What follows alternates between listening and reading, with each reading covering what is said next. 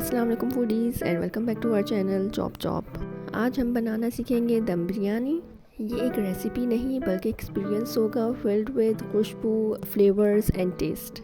और इस रेसिपी में हम बिरयानी मसाला, बरिस्टा इन ऑयल और बिरयानी की असल रेसिपी सब कुछ इस एक रेसिपी में बनाना सीखेंगे। So without further do let's get started.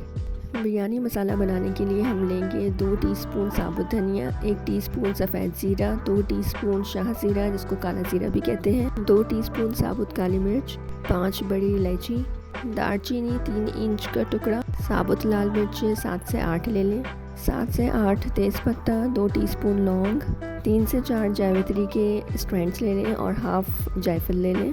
अब इन सबको लो फ्लेम पे अच्छे से रोस्ट कर लें। रोस्ट करने का मकसद ये है कि ताकि इसका जो मॉइस्चर है वो ड्राई हो जाए और जो साबुत लाल मिर्च वो क्रिस्पी हो जाए और इसीलिए हमारा पूरा जो मसाले हैं सब इजीली ग्राइंड हो जाए। इसके बाद इन मसालों को रूम टेम्परेचर पर ठंडा कर लें और ग्राइंड कर लें। ग्राइंड कर लेने के बाद मसाला को बाउल में निकाल लें और बाकी के इंग्रेडिएंट्स ऐड करें, जिसमें 1 टीस्पून हल्दी, 1 टीस्पून नमक और 1.5 टीस्पून ऑफ छोटी इलायची पाउडर है। Now mix mix mix then store it in an airtight container। अब हम बरिस्ता यानी कि ब्राउन प्याज अपनी फ्राई कर लेते हैं। उसको फ्राई करने का तरीका ये है कि मैंने यहाँ पे तकरीबन 2 कप ऑयल लिया है और यही ऑयल हम पूरी रेसिपी में यूज़ करेंगे। जब ऑयल गर्म हो जाए तो इसमें 6 से 7 प्याज स्लाइस करके डाल दें। अच्छे से इसको मिक्स करें ताकि ये जो साथ जुड़े हुए हैं वो खुल जाएँ और फिर इसको कुछ मिनट्स के लिए मीडियम टू हाई फ्लेम पे पकने दें। आफ्टर एवरी 2 to 3 मिनट्स आप इसको स्टिर करते जाएं ताकि ये इवनली ब्राउन हो जाए। जैसे ही प्याज लाइट गोल्डन हो जाए तो आप इसको निकालना शुरू कर दें किसी छन्ने में ताकि इसका ऑयल भी स्ट्रेन होता रहे और हमारी प्याज क्रिस्पी रहे ज़्यादा देर तक। अगर आप डाइट कॉन्शियस हैं और अपने खानों में ऑयल का इस्तेमाल कम से कम करते हैं तो फिर आप प्याज को ऑयल में फ्राई करने के बजाय सूजी में भी फ्राई कर सकते हैं, जिसका तरीका आपको इसी चैनल पर मिल जाएगा।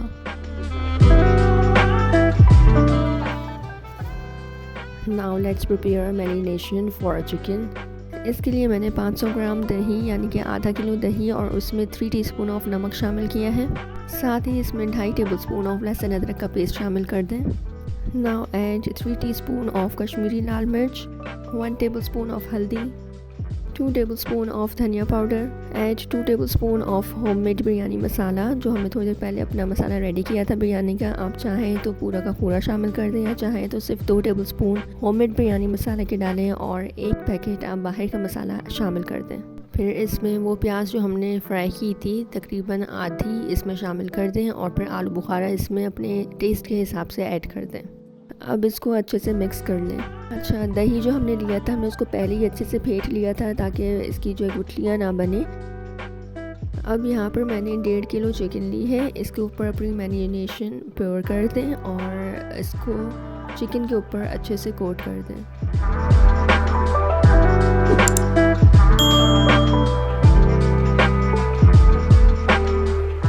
अब इसको 30 मिनट्स के लिए रेस्ट दे दें। मीनवाइल हम आलू फ्राई कर लेते हैं क्योंकि हमें बिरयानी में आलू बहुत पसंद है। अगर आपको आलू पसंद नहीं है बिरयानी में तो आप इस स्टेप को स्किप कर सकते हैं। अब उसी तेल में ब्राउन प्याज जिसमें हमने फ्राई किया था उसी तेल में मैंने आलू फ्राई कर रही हूँ ताकि हमारा प्रोसेस बिरयानी बनाने का स्पीड अप हो जाए। यहाँ आलू फ्राई हो चुके हैं तो मैं इसको अलग से प्लेट में निकाल लेती हूँ। अच्छा जी, अब चिकन को भी मैरिनेट हुए हुए 30 मिनट्स हो चुके हैं तो अब इसी तेल को मैंने गर्म करके इसमें मैरिनेशन वाली चिकन सारी डाल दी है।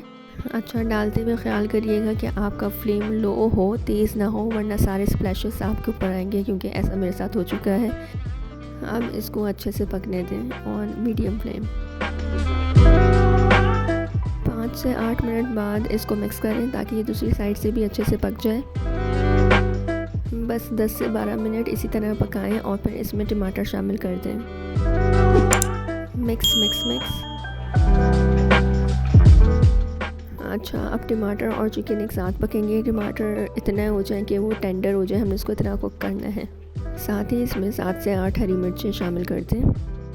फिर इसी कौरमे में 2 पिंच यानी कि 2 चुटकी जो है रेड फूड कलर शामिल कर दें और लिड कवर करके मीडियम टू लो फ्लेम पे पकने दें। आफ्टर 10 to 15 मिनट्स मैंने इसमें अपने फ्राई किए हुए आलू भी ऐड कर दिए हैं। अच्छा, आलू मैंने फुली फ्राई नहीं किए थे, थोड़ी सी कसर उसमें बाकी रहने दी थी ताकि वो हमारी चिकन के साथ भी अच्छे से फ्राई हो जाए और बिल्कुल कचूमर ना बन जाए। अच्छा, अब हमारी चिकन, आलू और टमाटर 90 to 95% कुकड है, तो अब हम इसको साइड पे करते हैं, लो फ्लेम पे रखते हैं ताकि ये भी पकता रहे आहिस्ता आहिस्ता। और मीनवाइल हम अपने चावल बॉईल कर लेते हैं। अच्छा, यहाँ मैंने दूसरी पतीली में 2 लीटर पानी गर्म होने के लिए रख दिया है और इसमें 2 टेबलस्पून नमक शामिल कर दिया है। साथ ही इसमें सफ़ेद जीरा, तेज़पत्ता, बदियान के फूल, छोटी और बड़ी इलायची और कुछ पुदीने की स्टिक्स मैंने इसमें शामिल कर दी हैं। अच्छा, 1-2 नींबू भी इसमें ऐड कर दें और फिर इसको बॉयल होने तक पकाएं। पानी अब बॉयल हो चुका है, तो अब इसमें मैं 4 ग्लास मैंने चावल पहले ही चुन के, धो के, साफ़ करके भिगो के रखे हुए थे, तो अब मैं वो शामिल कर दूँगी इसमें। 2 से 3 टेबलस्पून इसमें घी शामिल कर दें। नाउ मिक्स वंस और फिर इसको बॉयल होने दें।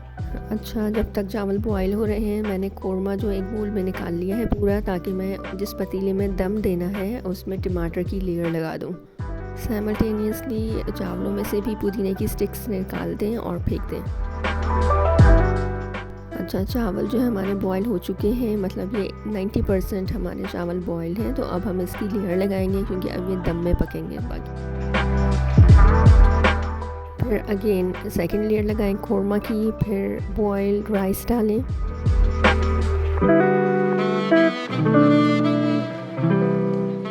Then third layer of korma, उसके ऊपर भी बॉइल्ड राइस।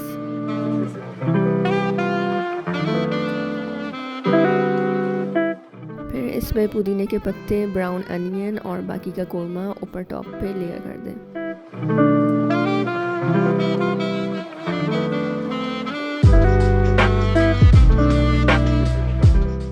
और लास्ट में बाकी की लेयर राइस से फुल कर दें।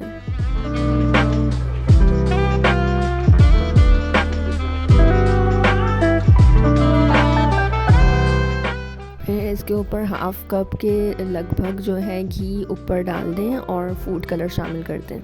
अच्छा, पॉट के नीचे मैंने तवा रखा हुआ है ताकि डायरेक्ट स्टीम ना जाए बिरयानी पे, वरना बिरयानी जल सकती है। तो आप उसके नीचे पहले तवा रखें और फिर पतीला रखें और ऊपर इसके ऊपर कपड़ा ढक के लिड रख दें। अब इसको दम दे दें अच्छे से कि कहीं से भी स्टीम बाहर ना निकले, इतना अच्छे से इसको एयर टाइट बंद करना है। देखिए माशाल्लाह कितनी अच्छी हमारी बिरयानी रेडी हुई है। इसको हम अच्छे से डेलिकेट तरीके से मिक्स करेंगे ताकि चावल ना टूटे। चलें जी, अब अगली बिरयानी दम बिरयानी, ये बनाएं आप अपने किचन में और अपनी राय से ज़रूर आगाह करिएगा कि आपको हमारी रेसिपी कैसी लगी। Until next time, happy cooking.